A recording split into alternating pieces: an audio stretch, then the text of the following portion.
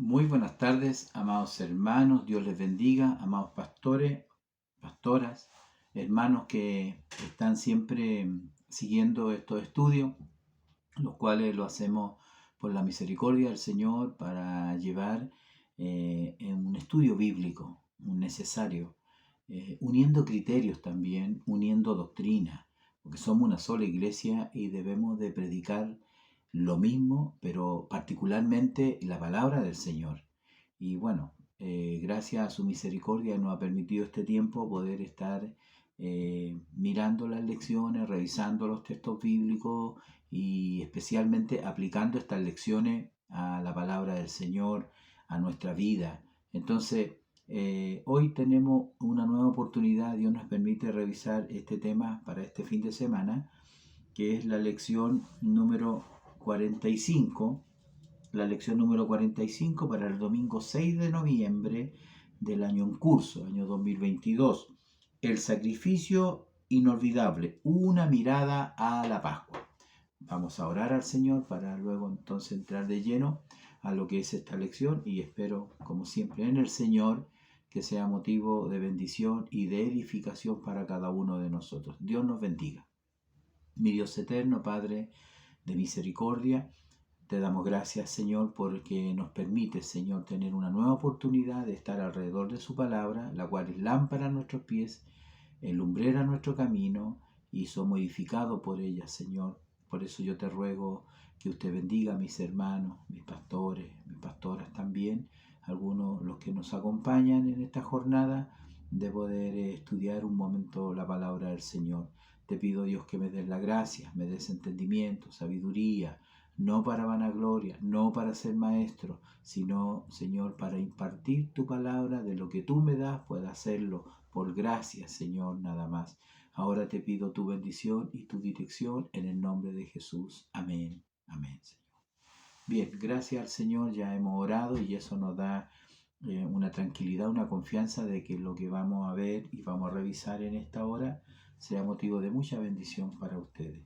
Vamos a ir a la lectura bíblica que se encuentra en el libro de Deuteronomio, capítulo 16 en esta ocasión, versículo del 1 al 3. Y como ya es habitual en mi estudio, eh, siempre es importante conocer siempre el contexto. Bueno, ahora vamos a leer los primeros versículos que dice la lección, pero los vamos a extender al versículo 8. Vuelvo a recalcar, la libertad no estamos imponiendo nada, solamente cuando uno hace un estudio, siempre es muy importante el contexto, porque un texto fuera de contexto es un pretexto. Digamos, cuando uno saca un texto y lo saca del contexto, entonces lo manipula. Es un pretexto para enseñar a veces ciertas doctrinas que no dice la palabra del Señor. Por eso siempre es importante, como enseñaba nuestro pastor, un pasaje ilumina a otro. Así que vamos a leer, y en esta ocasión lo vamos a hacer desde el versículo 1 hasta el versículo 8, la lección, según nuestros expositores, del 1 al 3 solamente. Leemos entonces en el nombre del Señor Jesús. Guardarás el mes de Abib y harás Pascua a Jehová tu Dios, porque en el mes de Abib te sacó Jehová tu Dios de Egipto de noche. Y sacrificarás la Pascua a Jehová tu Dios de las ovejas y de las vacas en el lugar que Jehová escogiere para que habite allí su nombre. No comerás con ella pan con levadura, 7 días comerás con ella pan sin levadura, pan de aflicción, porque aprisa saliste de tierra de Egipto, para que todos los días de tu vida te acuerdes del día en que saliste de la tierra de Egipto. Y no se verá levadura contigo en todo tu territorio por 7 días, y de la carne que matares en la tarde del primer día, no quedará hasta la mañana. No podrás sacrificar la Pascua en cualquiera de las ciudades que Jehová tu Dios te da, sino en el lugar que Jehová tu Dios escogiere, para que habite allí su nombre. Sacrificarás la Pascua por la tarde, a la puerta del sol, a la hora que saliste de Egipto. Y la asarás y comerás en el lugar que Jehová tu Dios hubiere escogido, y por la mañana regresarás y volverás a tu habitación. 6 días comerás pan sin levadura, y el séptimo día será fiesta solemne a Jehová tu Dios, no trabajarás en él. Amén. Esa es la lectura bíblica que tenemos para esta ocasión. No se nos va a topar de todas maneras con la próxima lección, porque la próxima lección está en el mismo capítulo, pero desde el versículo 16 y versículo 17, donde estaremos revisando otras dos fiestas. Recordemos que él está haciendo un recuerdo nuevamente. Era importante para Moisés recordarle al pueblo, a la nueva generación, que cuando entraran a la tierra prometida, ellos tenían que celebrar estas fiestas, 7 si no me equivoco, donde la Pascua es una de las fiestas más importantes del pueblo judío hasta el día de hoy.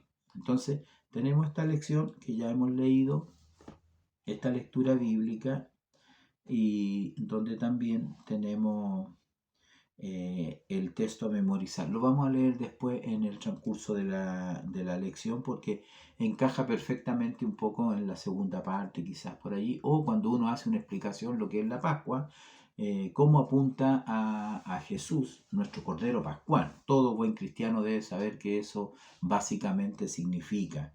Entonces ahí dejaremos este hermoso texto de Isaías 53, versículos 7 y 8. ¿Qué es lo que nos interesa saber hoy en día a modo de cultura general? Es que la Pascua del hebreo, ¿no es cierto? Este término que se tradujo del hebreo, para ello es Pesach, que significa pasar por alto, pasar por encima, dejar a un lado. Todo eso significa lo que es este término de la Pascua. En este tema que tenemos estaremos hablando de eso. El sacrificio inolvidable. El sacrificio inolvidable, una mirada a la Pascua. Me gustó el tema, me gustó el título en realidad, aunque tengo que decirlo honestamente, el tema de la Pascua en sí,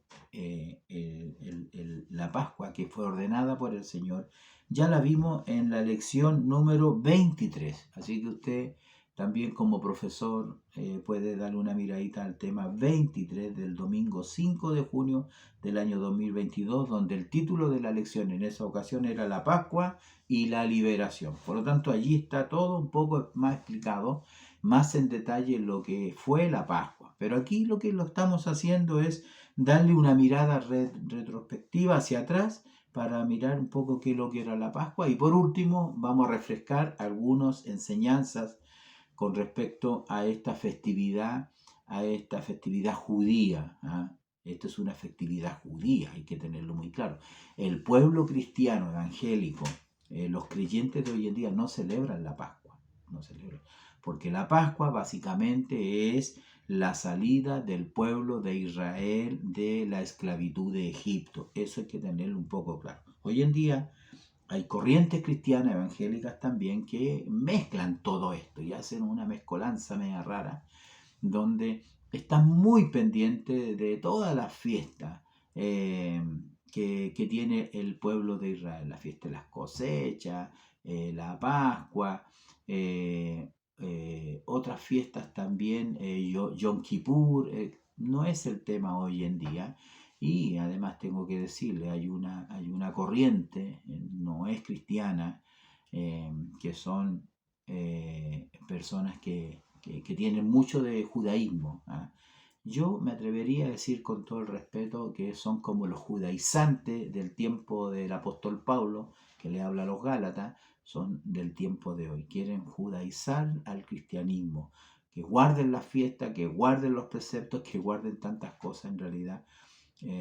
Y donde entendemos nosotros bíblicamente que no es así, no es así. No es que nos apartemos de la ley, de ninguna manera. El Señor encerró la ley, lo dijimos la semana pasada, en 2 importantes mandamientos y en los cuales se encierra toda la ley y está comprendida toda la ley, que es amarás al Señor tu Dios y a tu prójimo como a ti mismo. Entonces, pero estas corrientes mesiánicas, la iglesia mesiánica, tienen esta mezcla de cristianismo y también de judaísmo, y es muy peligroso, Es muy peligroso. De hecho, los términos que se usan también son como nuevos, ¿no? Hay un término que, si bien es cierto, es bíblico, pero no es un término cristiano. Por ejemplo, nosotros hablamos de Dios, hablamos de nuestro Padre, hablamos de nuestro Señor Jesucristo, nuestro Dios. A veces, y no digo que es malo, pero cuando uno dice el eterno, sí, sí, sí, la palabra de Dios muestra que Dios es eterno. Pero esos términos son judaizantes y son más mesiánicos, de las religiones mesiánicas. Hay todo un tema ahí de cómo las costumbres judías y mesiánicas, judía y de esta corriente mesiánica se han introducido en la iglesia evangélica hoy en día. Y usted no se da cuenta, usted no se da cuenta. Inclusive algunas cosas que se usan, pero no es el tema. Me aparté un poquito, unos minutos, pero no sé si, espero que valga la pena y en el buen sentido no me malinterpreten, ¿ya? Entonces vemos que este Pesach que celebran los judíos, ¿no es cierto?, es una de las fiestas judías más importantes en la historia de Israel, que eso es importante. Estamos hablando de la historia de Israel, en que el Señor, sabemos que Él pasó por todo Egipto, destruyendo a todos los primogénitos, tanto de los personas como de los animales. Aún hasta el rey fue tocado con esta última plaga que cayó sobre Egipto, que obligó al faraón dejar que los israelitas finalmente salieran de su país y de su cautiverio, en lo cual ellos se encontraban por más de 400 años. Entonces, todos sabemos que en esa noche, estoy haciendo un recuerdo, sabemos que en esa noche Dios ordenó a los israelitas que tomaran la sangre de un cordero. Aquí, como hemos leído, ¿no? Hemos leído: sacrificarás la Pascua a Jehová tu Dios de las ovejas y de las vacas en el lugar que Jehová escogiere para que habite allí su nombre. Estamos hablando de lo que él estaba dando indicaciones, lo que tenían que seguir haciendo cuando estuvieran especialmente en la tierra prometida. Entonces, en esa noche ellos tenían que tomar la sangre de este corderito, de este macho, que tenía que ser sin defecto, que eso es lo importante. Tenía que ser sin defecto, y tenían que untar con la sangre los dinteles de las puertas de cada una de las casas donde estaba el pueblo hebreo. Y en esa noche, como sabemos, cuando el ángel de la muerte, el juicio de Dios, viniera sobre toda la tierra de Egipto, donde ellos estaban también, acuérdense que ellos vivían en Egipto, el ángel, cuando viera la sangre en los dinteles de la puerta, el ángel iba a pasar de largo. Por eso que Pascua, Pesach, significa pasar por encima, pasar de largo. Y entonces ellos no iban a ser afectados por esta última plaga que enlutó. La Biblia dice que no había casa en Egipto donde no había llanto, donde no había duelo, donde no había muertos, y aún en el palacio. Entonces, la Pascua era una festividad anual sagrada de la religión judía, una de las mayores convocatorias, era una convocatoria santa, como le decía Moisés al pueblo, e instruyó al pueblo por orden de Dios, por supuesto. No solamente tenían que ellos matar este corderito, que lo recogían al día 10 de este mes, aquí dice el mes de Aviv, que también se conoce como el mes de Nisan. Alguien dijo que ese nombre se cambió después de la cautividad hebrea en Babilonia. Entonces también usted lo puede encontrar en cualquier diccionario, tanto como el mes de Aviv como el mes de Nisan, que es el primer mes para ello, no como nosotros, que es enero, ¿no? En esta parte del mundo, en el occidente, para nosotros es enero.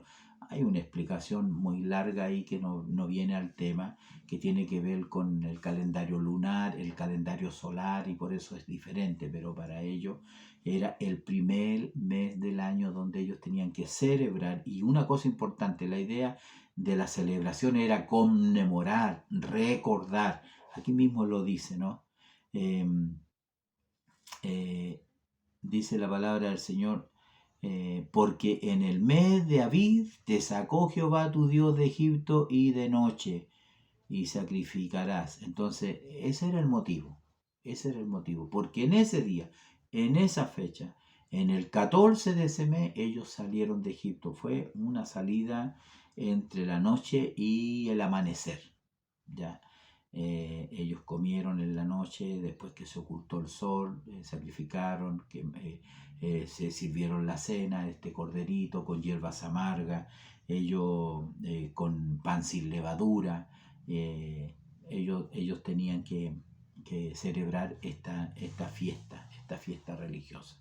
Entonces, nosotros miramos con esta Pascua, esta fiesta, obviamente está hablando hacia el futuro. Eso es lo importante para nosotros como pueblo de Dios hoy en día. Así debemos de entenderlo, así debemos de aplicarlo al quehacer nuestro como pueblo de Dios, como creyentes, como hijos de Dios hoy en día, que Dios nos rescató, ¿no es cierto?, de un mundo de ser gentiles, nos rescató como pueblo para sí. Entonces, hay que entender que todos los sacrificios, todo del Antiguo Testamento, todas las figuras que estaban en el Antiguo Testamento, ya vimos muchas cuando estudiamos el tabernáculo, cuando revisamos las vestiduras del sacerdote, recuerden, todo apuntaba a Cristo, todo, y particularmente cuando se trataba de sacrificios de animales, donde había derramamiento de sangre, porque sin derramamiento de sangre no hay perdón de pecado.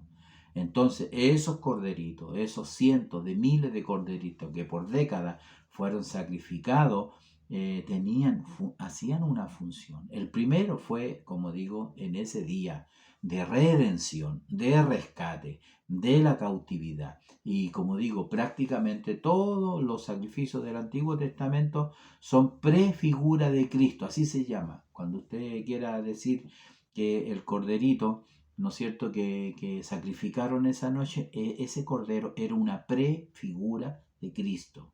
¿Ah? Un símbolo, si usted quiere decir, pero una prefigura. Por eso que tenía que ser sin tacha, sin defecto. Lo tomaban de la manada, del corral, el día 10 del mes de Nisan. El día 10. Y estaba 4 días, 10, 11, 12, 13, el 14 recién lo sacrificaban. La pregunta es ¿por qué lo tenían ahí? Bueno, hay un tema que tiene que ver con examinarlo. El examen que estaba sobre ese animalito. Porque si lo tomaban, en esos 4 días podían darse cuenta si estaba enfermo, si cojeaba, cualquier defecto que hubiera podría haberse detectado en esos 4 días. En el caso de Cristo, mire, esto es bonito. En el caso de Jesús, Él fue examinado por los sacerdotes, por los fariseos, por los saduceos, por los escribas, por el pueblo. No vieron en él pecado alguno, no encontraron de qué acusarle, no encontraron ninguna falta. Los fariseos andaban siempre detrás de él viendo en qué podían pillarlo en cuanto a la ley, pero no había nada, no había nada. Pilato mismo dijo, yo no hallo pecado en este hombre, no encuentro que hay pecado, no es digno de muerte. Entonces, esos 4 días, a mi entender, representan ese examen que Jesús tuvo en estos 3 años y medio, desde que Juan el Bautista dijo, he ahí el Cordero de Dios que quita el pecado del mundo. Desde ese momento, él fue examinado por toda la gente. Entonces, por eso que, como decimos ahora, todos los animalitos y todos los sacrificios, particularmente este, es una prefigura de Cristo. Entonces, según la lectura bíblica que hemos tenido en esta tarde, debía celebrarse en esa fecha, a los 14 días, en que Jehová sacó al pueblo de Dios de Israel. En el Éxodo 12:14 indica que ese día sería en memoria. Lo podemos ver acá, a ver si lo llegamos. Éxodo 14, nosotros nos damos cuenta que la instrucción era muy precisa, Aquí tenemos Éxodo 14 y desde el versículo, digamos, Éxodo 12, versículo 14, dice, y este día, la Pascua, será en memoria, y lo celebraréis como fiesta solemne para Jehová durante vuestras generaciones, por estatuto perpetuo lo celebraréis. Entonces, queda claro, realmente claro, que esa Pascua, ese día, era un día que se iba a celebrar por todas sus generaciones, por estatuto perpetuo para ellos. Entonces, aquí hay que rescatar y aquí hay que poner el énfasis en que en este sentido el cordero, la sangre, era motivo de salvación para ellos, pero que además por un tema que nosotros tenemos que ir entendiendo hoy, Dios siempre quiere que nosotros recordemos eso.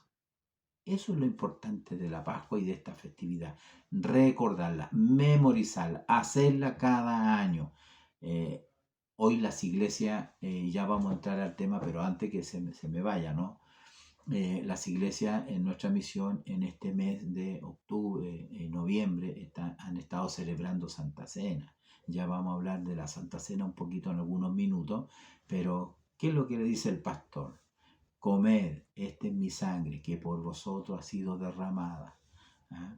¿Qué es lo que le está diciendo? Es en memoria de mí, en memoria de que yo di mi cuerpo fue roto, mi sangre fue derramada. Lo que hacemos en Santa Cena, estamos recordando. Es un recuerdo hacia el pasado y también hacia el futuro. Haced esto todas las veces que sea necesario hasta que yo venga, hasta que Él venga nuevamente. Entonces es muy importante que podamos entender eso, ¿no? Siguiendo un poco con este tema, vemos que ese día tenía que ser en memoria como una fiesta solemne para Jehová. Le interesaba a Moisés que el pueblo siguiera celebrando, que no se olvidara. Qué importante es no recordarse de dónde Dios nos sacó, de dónde Dios nos tomó, de dónde Dios nos recogió, quién éramos antes, como decía David, que no me olvide nunca. Algunos dicen del olor de la majada. No, eso no es tan bíblico. Lo bíblico es que no me olvide nunca de dónde que tú me tomaste de detrás del redil. Eso es distinto, o sea, es parecido. Pero a veces nosotros los predicadores tomamos algunas frases que son muy bonitas, pero no son bíblicas del todo. Pero entendemos lo que quería decir David. David era el líder, el jerarca, el más importante en el pueblo de Israel, era el rey. Pero él no quería olvidarse que había sido un pastor y de allá Dios lo tomó, ¿no? Conociendo el amor y la misericordia del Señor. Entonces este corderito que había sido apartado tenía que ser examinado y así finalmente ser sacrificado. Entonces, por eso que es importante esta lección que tenemos, donde el título de la primera parte, que no mencioné, pero usted ya me está entendiendo, Jesús el Cordero Inmolado.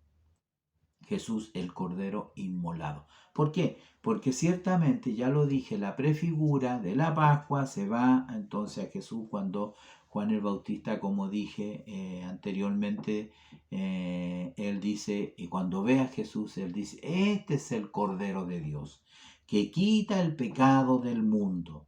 Hay que entender que los judíos, que no eran ignorantes en cuanto a la ley, porque de pequeñito ellos eran instruidos en la Torá, en la ley de Dios, y ellos conocían la historia perfectamente. Recuerde que el mismo ladrón que está en la cruz, un hombre malo, perverso, que vivió toda una vida lejos de Dios, él no ignoraba las escrituras, porque cuando él le dice, Señor, acuérdate de mí cuando vengas en tu reino, ¿de qué está hablando? Está hablando entonces con conocimiento de la ley. O cuando otro hombre en su necesidad y ve pasar al Señor Jesús y le dice, Jesús, hijo de David, ten misericordia de mí. Era otro hombre que tampoco ignoraba la escritura. ¿Qué sabía él que Jesús, el hijo del carpintero, el hijo de María y José, era hijo de David? ¿Cómo iba a saber eso? Pero esto es lo importante. Él sabía que el ungido, que el enviado de Dios era hijo de David. Y entonces él reconoció a Jesús como el enviado, el ungido de Dios. Por eso que él sabía, no lo conocía a él, pero sí sabía que el ungido era hijo o descendiente de David. Es interesante, ¿no? Entonces, así también Juan el Bautista reconoce que Jesús era el Cordero de Dios. Cuando ellos escuchan que Juan el Bautista habla y asocia a Jesús como el Cordero de Dios, ellos entienden perfectamente lo que significaba un cordero, lo que significaba quitar los pecados. Ellos estaban naturalmente familiarizados con estos términos. Por eso que Juan el Bautista dice estas cosas, ¿no? Por eso Juan el Bautista asocia a Jesús como un cordero. Cuando ellos le hablan de un cordero, entonces ellos entienden lo que está sucediendo, entienden el título el reconocimiento que Juan le está haciendo a este que viene acercándose al Jordán para ser bautizado por él.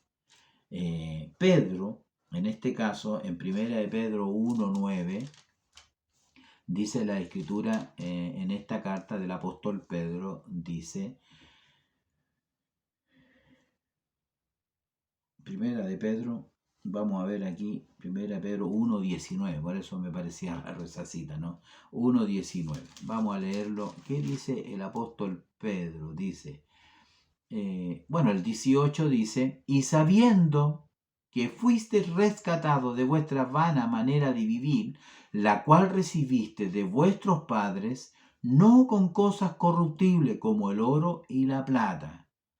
¿Cómo habían sido ellos rescatados, redimidos? Pedro le está diciendo claramente que no fue con oro ni con plata, y agrega en el versículo 19, dice, sino con la sangre preciosa de Cristo, como de un cordero sin mancha y sin contaminación. ¿Se fija? ¿Se fija el paralelo que existe? Perdón, discúlpeme. El paralelo que existe entre el Cordero Pascual del tiempo de la esclavitud, cuando los hebreos estaban a punto de salir, con lo que está diciendo Pedro. Pedro le está diciendo, esta es nuestra Pascua, este es nuestro Cordero Pascual. Jesús es el Cordero de Dios que quita el pecado del mundo, porque vosotros fuiste redimidos de vuestra mala manera de vivir. Te sacó de las tinieblas la luz admirable, y no lo hizo con oro ni con plata, sino con la sangre preciosa de Cristo, como de un cordero sin mancha y sin contaminación, como era el Cordero Pascual. Qué bonito, ¿no? Entonces así nosotros vamos relacionando y vamos entendiendo la Pascua judía propiamente tal y lo que Cristo hizo por nosotros. ¿Cuál es el tema? El sacrificio inolvidable. No estamos hablando del Cordero Pascual, porque fueron muchos los corderos que se sacrificaron en esa noche, muchos los corderos, pero Cristo vino una sola vez para hacer un sacrificio perfecto. De ese estamos hablando. El sacrificio inolvidable es el sacrificio de Cristo. Una mirada a la Pascua. Tenemos que buscar el origen, tenemos que buscar la prefigura, la sombra. Lo real es lo importante, no la sombra. ¿Ah? Entonces, eso es lo que dice Pedro en este pasaje. El libro de Hebreo también, algo también agrega. Veamos qué dice el libro de Hebreo en el capítulo 4, versículo 15. Hebreos 4:15 dice, porque no tenemos un sumo sacerdote que no pueda compadecerse de nuestras debilidades, sino uno que fue tentado en todo, según nuestra semejanza, pero sin pecado. Es decir, Jesús ahora en su ministerio, porque Jesús tuvo este triple ministerio, sacerdote, rey y profeta. Como sacerdote, entonces dice acá que no tenemos un sumo sacerdote que no pueda compadecerse. ¿Por qué no? Porque Jesús como sumo sacerdote también era hombre, tomó la naturaleza humana, débil, inclinada al mal, pero ¿cuál es la diferencia? Aunque Él fue tentado en todo, como somos nosotros, pero Él no tuvo pecado. Al ser Él igual que nosotros, en nuestra semejanza, nosotros tenemos que pensar que no es imposible vivir una vida de limpieza y santidad. Así como yo he vencido al mundo, vosotros también lo venceréis. Y entonces, por eso que nos habla aquí, que este sumo sacerdote fue semejante a nosotros en todas las cosas, según nuestra semejanza, pero agrega, y esto es lo importante que tiene que ver con el tema, pero sin pecado. Eso sí, él no tenía pecado. Entonces, en todos estos textos de Hebreo, de Pedro, de Juan, la más hermosa en realidad es la revelación que tiene Juan el teólogo, así se le llama, porque escribió el libro de Apocalipsis, cuando se le revela Dios a él, cuando se le revela Jesús. Entonces vemos aquí en Apocalipsis, en el capítulo 5, desde el versículo 5 al 14, una lectura un poco larga en realidad, pero vamos a ir abreviando en la medida que se pueda. ¿Qué es lo que dice aquí en este versículo? Desde capítulo 5, del 5 al 14. Usted, a medida que yo vaya leyendo, usted va a asociar inmediatamente el texto, porque debe ser una lectura un poco obligada para nosotros, cada uno de nosotros. Dice, y uno de los ancianos me dijo, no llores. He aquí que el león de la tribu de Judá, la raíz de David, ha vencido para abrir el libro y desatar sus 7 sellos. Nadie podía abrir el libro, no encontraron en ninguna parte a alguien que pudiera abrir los libros, desatar los sellos. No les voy a explicar qué es lo que significa eso prácticamente, pero lo que sí, a grandes rasgos, lo que está dentro del libro y lo que encierran los sellos son los juicios apocalípticos, nada más. Hasta ahí vamos a dejar, porque yo he hecho otros temas que tienen que ver con la escatología bíblica, es decir, las cosas futuras, pero básicamente eso. Y Juan lloraba mucho porque no había nadie. Y es curioso porque no habiendo nadie, el único que aparece aquí es justamente Jesús glorificado. Pero lo que hay en los sellos son juicios y más juicios. ¿Por qué lloraba? Quizás porque el pecado nadie lo podía parar, quizás porque Satanás estaba suelto. Bueno, eso es para otro tema, ¿no? Entonces, él lloraba mucho. Y miré y vi en medio del trono y de los 4 seres vivientes y en medio de los ancianos estaba en pie un cordero como inmolado, que tenía 7 cuernos y 7 ojos, los cuales son los 7 espíritus de Dios enviados por toda la tierra. Lo que ve Juan fue como un cordero sacrificado. Eso es lo que ve. Y cuando él tomó el libro, los 4 seres se postraron, los ancianos, delante del cordero, y cantaban un cántico nuevo diciendo, digno eres de tomar el libro y de abrir su sello, porque tú fuiste inmolado y con tu sangre nos has redimido para Dios de todo linaje y lengua y pueblo y nación, y nos has hecho para nuestro Dios reyes y sacerdotes y reinaremos sobre la tierra. Qué hermoso texto que también deja muy claro y deja muy establecido que los que están aquí y los 24 ancianos representan a los salvados por Cristo. No son otros seres, ni son otras criaturas, ni los ángeles podrían cantar este cántico, porque este cántico hace mención a que ellos fueron redimidos. O sea, un ángel no puede cantar, ni el oro y la plata no me han redimido, la sangre de Cristo, no pueden cantar eso. Ellos cantan muy precioso, pero ellos no pueden cantar eso. No pueden cantar solo por gracia salvo soy. No pueden cantar eso. Nosotros sí podemos cantar eso, porque aquí lo dice, ¿no es cierto? Y cantaban un nuevo cántico diciendo, digno eres de tomar el libro y de abrir su sello, porque tú fuiste inmolado y con tu sangre nos has redimido para Dios de todo linaje y lengua y pueblo y nación. Está claro que somos los salvados, los redimidos de todas las épocas, de todas las épocas. Entonces es hermoso poder mirar aquí cómo se destaca que hay una adoración de los seres vivientes, los 24 ancianos, los ángeles que exaltan al Cordero. Ellos exaltan y cantan de otra forma. El versículo 11 dice, y miré y oí la voz de muchos ángeles alrededor del trono y de los seres vivientes y de los ancianos, y el número era de millones y decían a gran voz, el cordero que fue inmolado es digno de tomar el poder, la riqueza. Ellos sí pueden dar testimonio que Jesús fue inmolado. Ellos vieron cuando Él dio su vida en la cruz del Calvario. Y ellos lo que dicen, Él es digno. Él es digno de tomar el poder, la riqueza, la sabiduría, la fortaleza, la honra, la gloria y la alabanza. Ellos sí pueden dar testimonio, pero no como los otros ancianos. Entonces ellos también adoran al Cordero inmolado. Y finalmente todo lo creado, mire, la adoración universal al Cordero que es el Rey. Y todo lo creado, el versículo 13, y todo lo creado que está en el cielo y sobre la tierra y debajo de la tierra y en el mar, y a todas las cosas que en ellos hay, oí decir, al que está sentado en el trono, la gloria y el poder por los siglos de los siglos.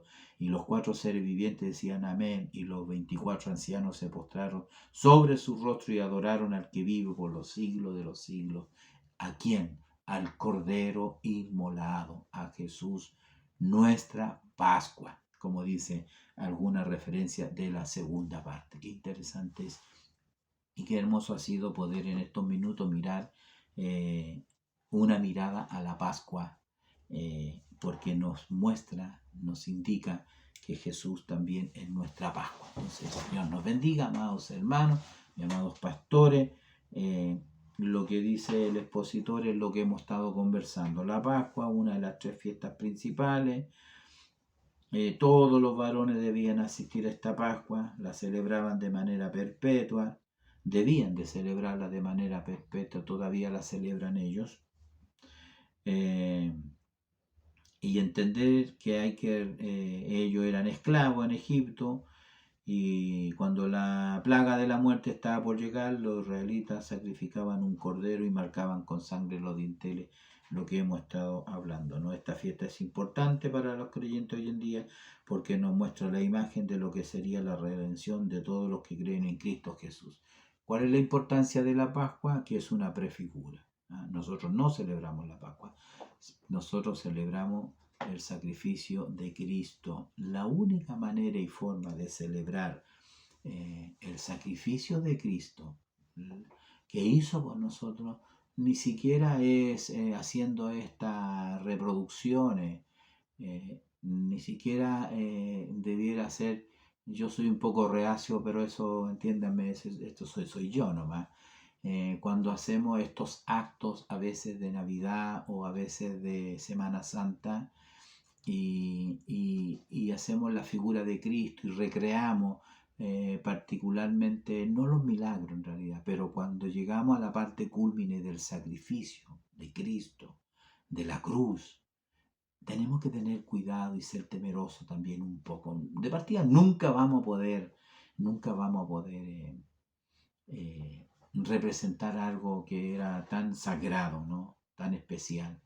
En lo personal, pienso que la única manera de recordar el sacrificio de Cristo es lo que Él estableció, la Santa Cena. Lo que Él estableció ese día de la Pascua, se reunió, mandó a sus discípulos a preparar la Pascua en un lugar específico, en el aposento. Y en esa Pascua, en que Él estaba celebrando la Pascua judía, Él hace mención a este nuevo pacto que Él hace, tomando la sangre, tomando el vino que representa la sangre y tomando el pan que representa su cuerpo, Él en ese momento hace exactamente lo mismo. Entonces el Señor nos bendiga a nosotros, nos ayude también.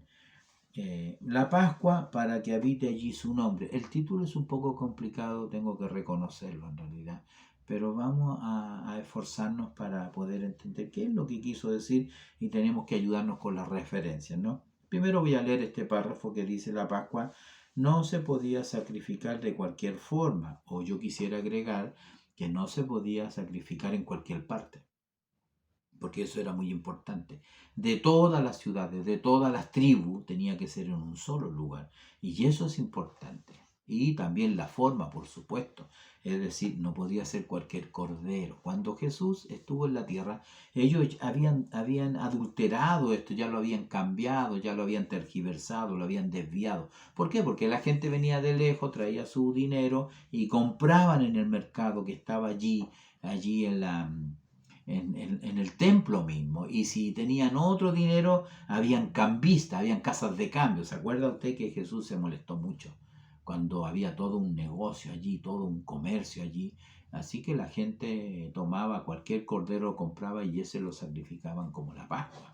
Entonces entendemos que todo eso estaba muy, muy, muy perdido, muy echado a perder. No era como Dios a través de Moisés les había establecido. Entonces, la Pascua no se podía sacrificar de cualquier forma, que Jehová había designado una manera para poder ejecutarlo, y eso está claro. Y ese es un principio de Dios. Por eso, cuando se confeccionó el tabernáculo, era muy importante y Moisés transmitía, hazlo conforme al modelo. Eso era importante. Todo lo que se hizo ahí tenía que ser conforme al modelo. Madera de acacia, revestido en oro, con las medidas. Todos los detalles tenían que ser. ¿Por qué? ¿Por qué tanta importancia al modelo? Porque es una figura, es un tipo. Y de acuerdo a eso, entonces Jesús ya no es la sombra. Todo eso apuntaba a Jesús. Por eso era importante, ¿no?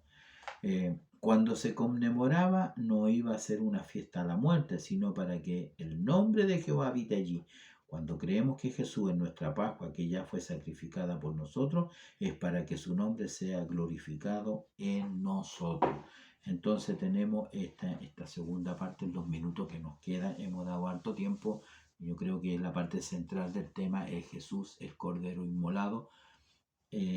Nosotros podemos ver que ellos en Deuteronomio en el 16, en el mismo pasaje que tenemos acá en Deuteronomio, nosotros encontramos que era muy importante. Lo voy a leer aquí mejor porque eso es mejor leerlo textualmente. En el versículo 5 dice, no podrás sacrificar la Pascua en cualquiera de las ciudades que Jehová tu Dios. La lectura era hasta el versículo 3. Pero lo que dice el expositor nos habla que no tenía que hacerse de cualquier manera. Entonces este versículo dice, no podrás sacrificar la Pascua en cualquiera de las ciudades que Jehová tu Dios te da, sino en el lugar que Jehová tu Dios escogiere para que habite allí su nombre. ¿Qué es lo que dice el título? La Pascua, para que habite allí su nombre. Por eso yo leí el contexto, creo que era necesario, ¿no? Ahí lo dice, en este párrafo, en este texto que está fuera de la lectura, que está precisamente fuera de la lectura, porque estamos hasta el 3, yo estoy leyendo el 5. No podrás sacrificar la Pascua en cualquier lugar, sino en el lugar que Jehová tu Dios escogiere para que habite allí su nombre. Ve que allí estamos entendiendo dónde tenían que ir los judíos a adorar y hacer la Pascua. A Jerusalén. En el mismo lugar donde Dios le dijo a David que levantara un altar y se terminara la plaga. Allí en ese mismo lugar se levantó ese lugar. Jerusalén, Israel en algún momento estaba, después de David viene Moisés, después de David viene Salomón. Después de Salomón viene Roboán, el hijo de... Hasta allí el reino de Israel estaba completamente unido, completamente unido. Pero después de Roboán, el reino se divide, 10 tribus al norte, con capital en Samaria, como rey, Jeroboán. Y al sur, dos tribus, la tribu de Judá y la tribu de Benjamín, con capital en Jerusalén. Entonces, deducimos, concluimos, porque así es, que Israel estaba políticamente dividido, dos naciones, los reinos del norte y los reinos del sur, dos capitales distintas, dos reyes distintos, políticamente divididos, pero religiosamente unidos.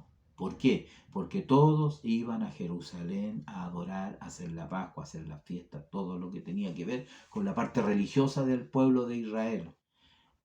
Eso no le gustó a Jeroboam, el rey del norte, y él hizo becerros de oro, lo puso uno en Dan, en Berseba, y dijo, basta ya de subir a Jerusalén, estos son tus dioses. refiriéndose a los becerros de oro que te sacaron de la tierra de Egipto, no vayas más a Jerusalén. Claro, a él no le convenía que ellos fueran para allá. Entonces inclinó a Israel del norte a la idolatría, a lo menos 100 años antes de que Judá fuera al cautiverio. Pues los asirios tomaron el reino del norte, los hicieron cautivos, finalmente ellos se diseminaron, se perdieron en la cultura, nunca más se sube. Todavía la gente habla acerca de las 10 tribus perdidas. Otro tema. Entonces, de allí que hoy en día uno siempre habla de judío, está hablando de judío, viene de Judá, de una de las tribus, ¿no? Así que eso es lo que está sucediendo. Y aquí tenemos, para que habite allí su nombre, Dios quiere que sea en ese lugar, el lugar que Dios escogiere. Es el santuario único, dice el capítulo 12, Mire, estos son los estatutos y decretos que cuidaréis de poner por obra en la tierra que Jehová, el Dios de tus padres, te ha dado, para que tomes posesión de ellos todos los días que vosotros viviereis sobre la tierra. ¿Cuál es la instrucción? Destruiréis enteramente todos los lugares donde las naciones que vosotros heredaréis sirvieron a sus dioses, sobre los montes altos, sobre los collados y debajo de todo árbol frondoso. Derribaréis sus altares, quebraréis sus estatuas y sus imágenes de acera, consumiréis con fuego y destruiréis las esculturas de sus dioses y raeréis su nombre de aquel lugar. O sea, la instrucción era que ellos cuando entraron a la tierra prometida tenían que destruir todos los lugares donde había idolatría, donde los pueblos cananeos sacrificaban a sus dioses. Tenían que raerlo todo. Mire, observe, dice, sobre todos los montes altos, ellos acostumbraban a los montes altos, hacían sus sacrificios. Sobre los collados y debajo de todo árbol frondoso. Usted encontrará en la escritura de pronto que algunos reyes piadosos, temerosos de Dios, talaban los bosques, porque en los bosques, en los árboles, ellos hacían sacrificio. Así que era una práctica. El árbol era muy importante. El árbol viene de la cultura babilónica, se adoraba mucho. Por eso que una corriente importante de cristianos no le da mucho énfasis a la Pascua, a la Navidad, perdón, y poniendo árboles de Navidad. Porque para ellos, ciertamente, está asociado con el paganismo. Otro tema. Hoy día he dado muchos temas en realidad, que no es el tema de ahora, no nos vamos a desviar. Pero algún día haremos algún estudio con respecto a eso. Por eso no ponemos árboles de Navidad en muchos cristianos. Otros lo hacen en esa libertad que tienen. No voy a cuestionar eso en realidad. Pero hay que entender lo que es paganismo y lo que está en la escritura. Hay que saber diferenciarlo, ¿no? Así que bueno, el Señor nos ayude, Él nos bendiga. Entonces exhortaba a destruir enteramente todos aquellos lugares donde sirvieron. Y la Pascua judía tenía que celebrarse entonces y realizarse en el lugar que Dios había escogido. Me quedó dando vuelta el tema de la Navidad. Yo sé que puede producir algún revuelo, pero en realidad el árbol de Navidad y sus luces de Navidad representan a los astros. No es lo que hoy en día la cultura o en lo actual se cree, pero hay cosas que tienen raíces, es como el Halloween, ¿no? Que tiene raíces con los celtas, qué sé yo. Hoy en día la gente no lo ve como una fiesta entretenida de disfraz, ¿no? Obviamente con puros disfraces del corte satánico, diabólico o algo así, ¿no? La muerte siempre está presente.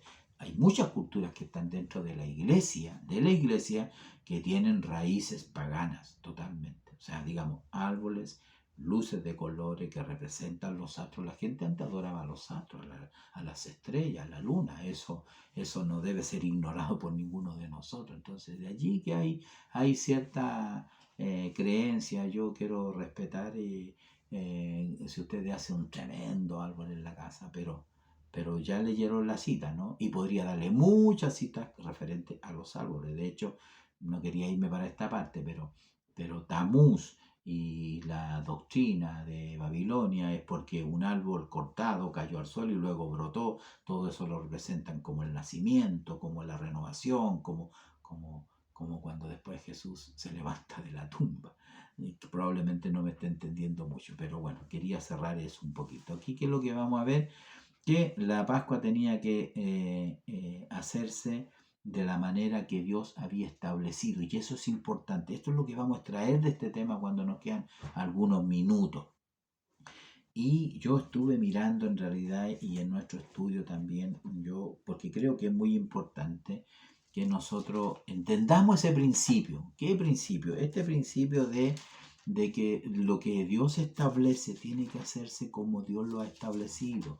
En otras palabras, no es a la manera mía, no es a la forma mía, no es como yo creo, no es como yo pienso. Usted, yo tenemos que pensar como Él piensa, como Él cree, como Él hace, como Él quiere que nosotros hagamos. Por eso estas indicaciones eran tan así, tan justas.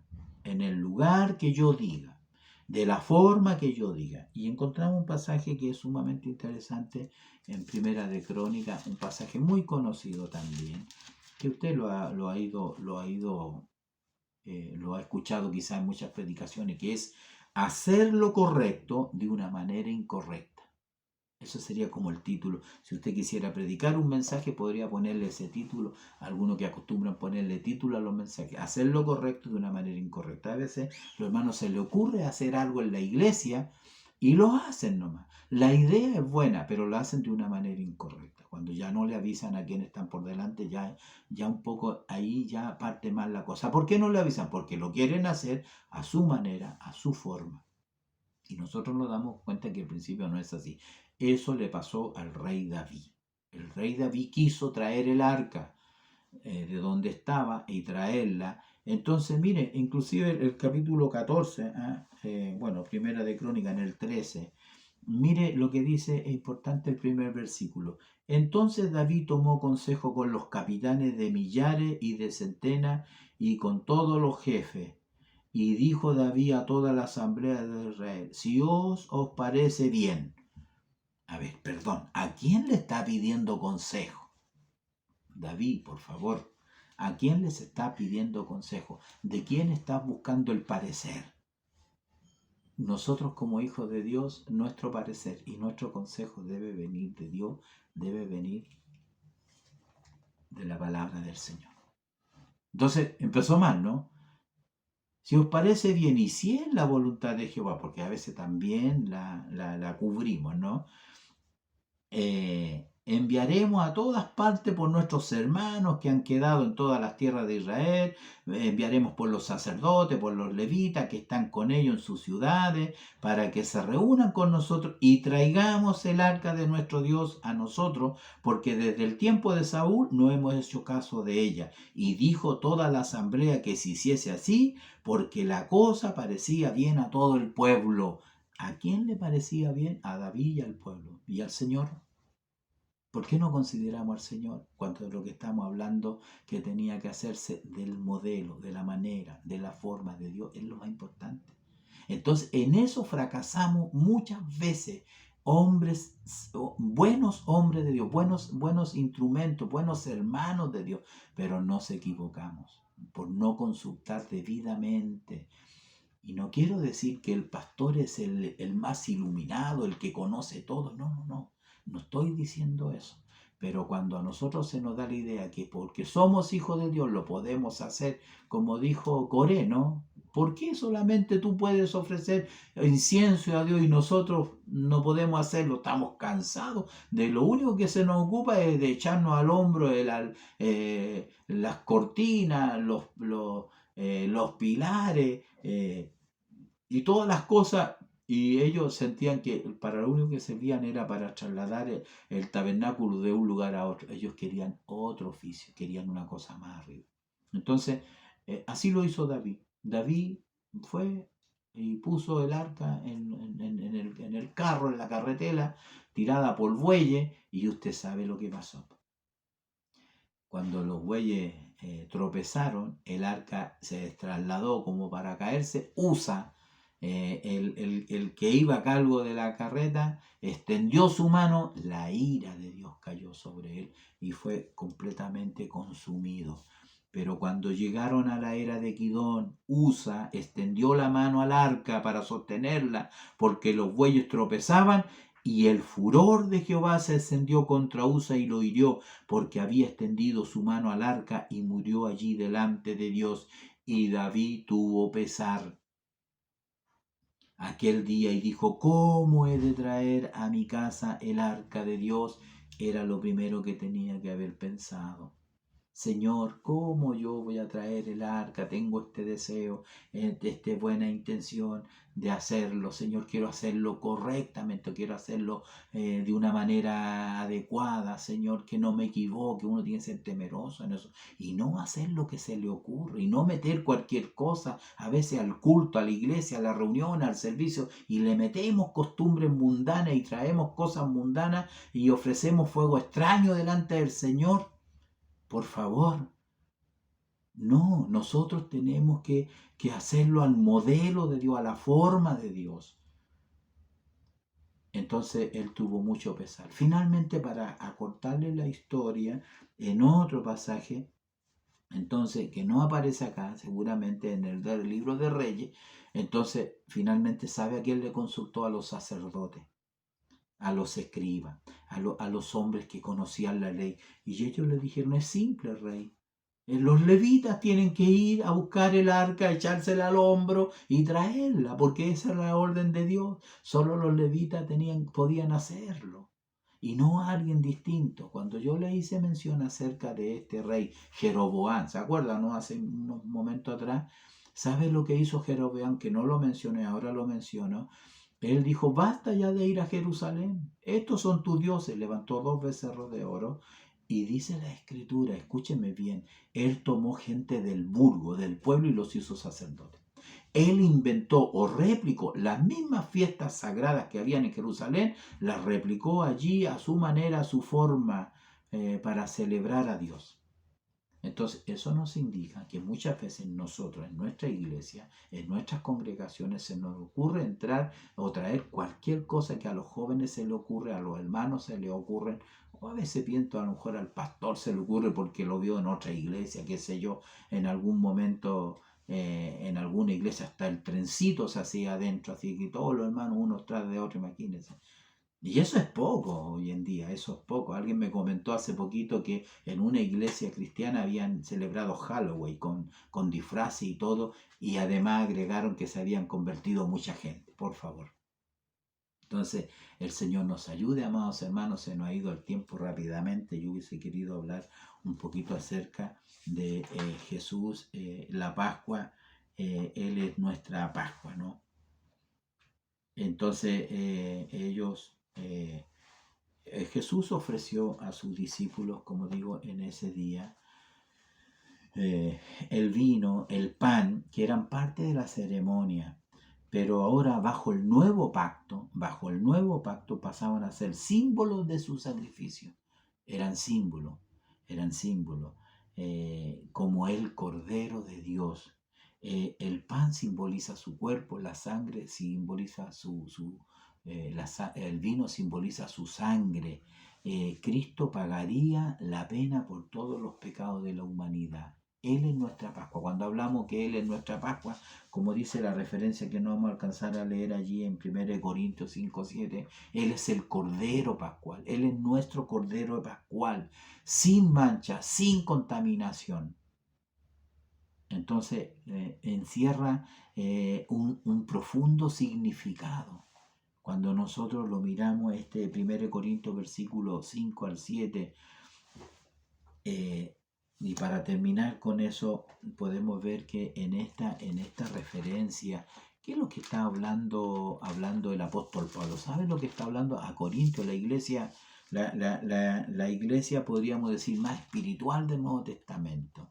Pero ¿cómo empieza? Dice: de cierto que se oye que hay entre vosotros fornicación, que ni aún se debe nombrar entre los gentiles, tanto que alguno tiene la mujer de su padre. Entonces, lo que hay ahí es un pecado, hay una contaminación, es como la manzana que contamina todo el cajón. Es por eso que él dice acá, yo escribo por carta, no absolutamente que no os juntéis con los fornicarios de este mundo, con los avaros, o con los ladrones, o con los idólatras, pues en tal caso sería necesario salir del mundo. Lo que yo les estoy diciendo más bien, os escribí que no os juntéis con ninguno que llamándose hermano fuere fornicario, borracho, ladrón, con el tal ni siquiera aún comáis. A ese tiene que sacarlo de la iglesia. Entonces ahí es donde él le dice, en este texto que nosotros tenemos en el versículo 7, limpiado de toda esa vieja levadura. Para ello era esa contaminación, esa carnalidad que había en la iglesia, era vieja levadura, para que sea nueva masa, para que sea nueva masa sin levadura, como soy, porque nuestra Pascua, que es Cristo, ya fue sacrificada por nosotros, porque Cristo, el Cordero, limpio, puro, como ya lo vimos en otros textos, sin pecado, Él es nuestra Pascua para una nueva masa. Él no iba a poner vino nuevo en un odre viejo, no iba a poner un remendo nuevo en un paño viejo. No, la persona tenía que ser limpiado, santificado, libre de todo tipo de contaminación para que el Espíritu de Dios pudiese morar en esa nueva masa sin nada que adultere, porque usted sabe que la levadura finalmente lo que hace, adultera, cambia la naturaleza de la harina. Y la fermenta. Hay un proceso de fermentación de cambiar la naturaleza. Entonces, por eso que es importante lo que nosotros estamos mirando en esta para ir terminando. La levadura corrompe la masa. Hay una analogía muy importante para entender la fiesta de los panes sin levadura, que es la fiesta siguiente a la Pascua. Inmediatamente a la Pascua, al otro día comienza la fiesta de los panes sin levadura que duraba una semana. Entonces, amados hermanos, tenemos que tener la misma convicción que había en el apóstol Pablo, porque él decía, perseveraremos en el pecado para que la gracia de Dios abunde. No, en ninguna manera, en ninguna manera. Pablo escribió estas palabras inspirado por Dios y nos recuerda a nosotros que nuestra Pascua, que es Cristo Jesús, ya fue sacrificada por nosotros. Y ese sacrificio fue real, amados hermanos, fue real y debe impactar nuestras vidas diariamente. Debemos de recordarnos. Y como dice Isaías 53, que lo dejamos para el último en este estudio, que ya nos hemos pasado algunos minutos de lo que hubiese querido. 53, versículos, dijimos 7 y 8. Mire qué hermoso. Todos nosotros nos descarriamos. Perdón, el versículo, lo voy a leer aquí del versículo 7 y 8, sí. Angustiado él y afligido, no abrió su boca. Como cordero fue llevado al matadero y como oveja delante de sus trasquiladores. Enmudeció y no abrió su boca. Por cárcel y por juicio fue quitado. Y su generación, ¿quién la contará? Porque fue cortado de la tierra de los vivientes y por la rebelión de mi pueblo fue herido. Ese es Jesús, ese es nuestro Cordero Pascual, esa es nuestra Pascua. Que el Señor nos bendiga grandemente, para Él sea toda la honra, la gloria y la alabanza, y nos estaremos viendo Dios mediante la próxima semana. Que Dios les bendiga grandemente.